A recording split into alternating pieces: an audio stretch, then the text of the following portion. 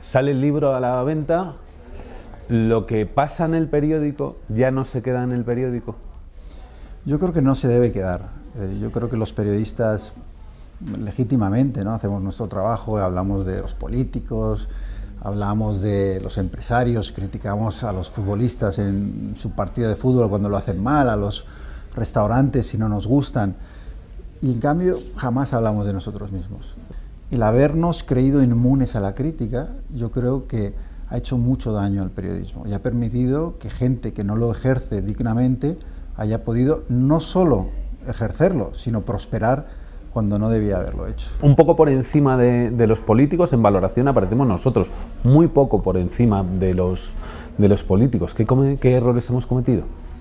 Yo creo que nos hemos ganado esa valoración negativa.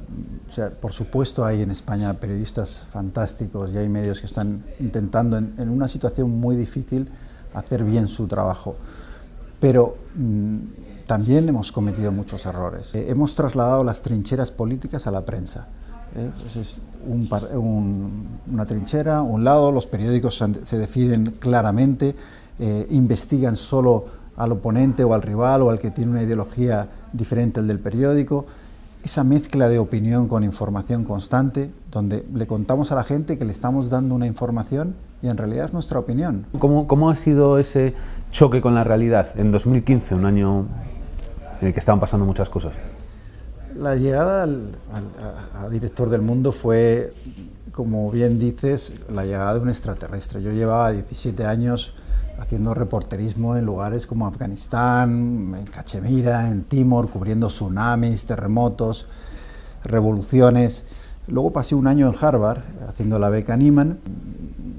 El corresponsal no se mancha, digamos, en la política, no tiene contacto con la redacción, está un poco ajeno a todo eso y puede hacer un periodismo más o menos puro sin tener que enfrentarse a dilemas periodísticos y morales, ¿no?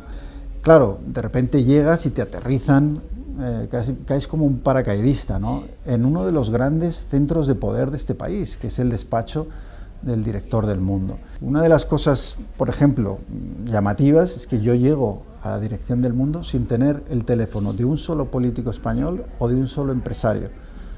Totalmente desconectado del establishment que dirige los destinos del país. Y lo que me encuentro desde el primer día pues, es un mundo absolutamente diferente a lo que yo había vivido como corresponsal. No tenía absolutamente nada que ver.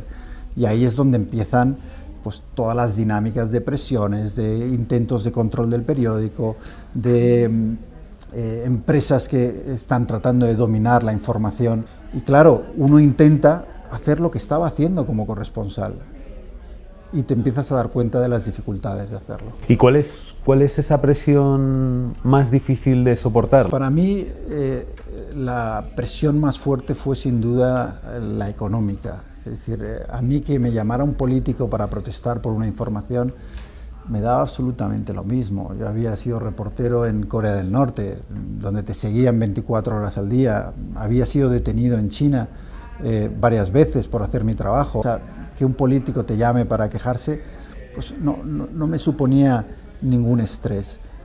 ¿Qué pasa? Que los periódicos y el mundo en ese momento está en una situación económica muy débil. Y ahí es donde entran las presiones políticas, porque yo creo que el poder económico huele después de la crisis la debilidad de los medios y lo aprovecha muy bien. Como director te encuentras ante un dilema que yo creo que se transmite en el libro, ¿no?, en algunas escenas, y es, dice, bueno, si voy adelante con esta información, a lo mejor estoy perjudicando a los compañeros que están ahí, porque una gran empresa me va a quitar la publicidad y las dificultades van a ser mayores y las posibilidades de un ERE o de un recorte van a aumentar. Entonces esa presión es muy difícil, porque por una parte tú quieres hacer tu trabajo y quieres informar, por otra parte no quieres perjudicar al periódico.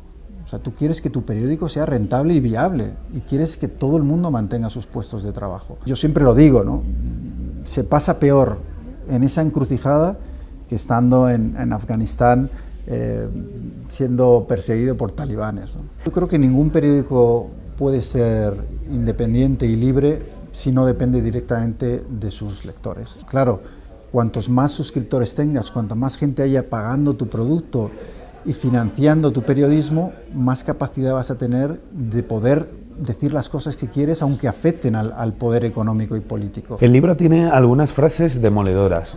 Una: el poder económico protegía al poder político, el poder político protegía al poder económico, la prensa protegía al poder económico.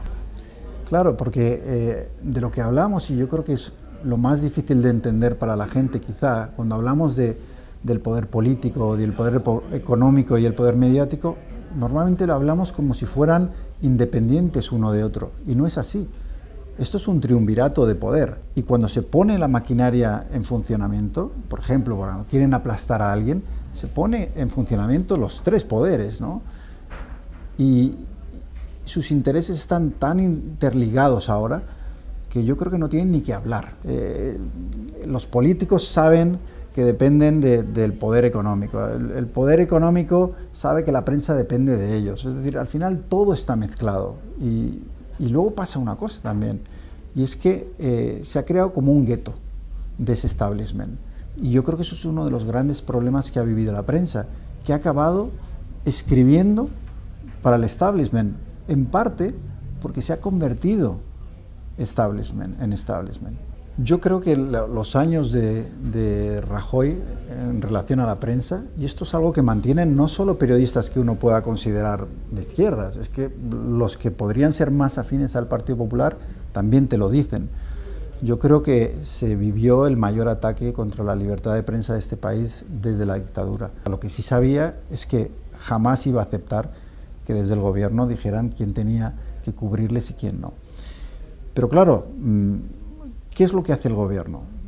Es el palo y la zanahoria. Es decir, el que no pasaba por el aro recibía castigos, se expulsaba de las tertulias, se provocaba el despido de gente haciendo llamadas a los grandes directivos, se amenazaba con la publicidad institucional, las licencias, por ejemplo, de televisión.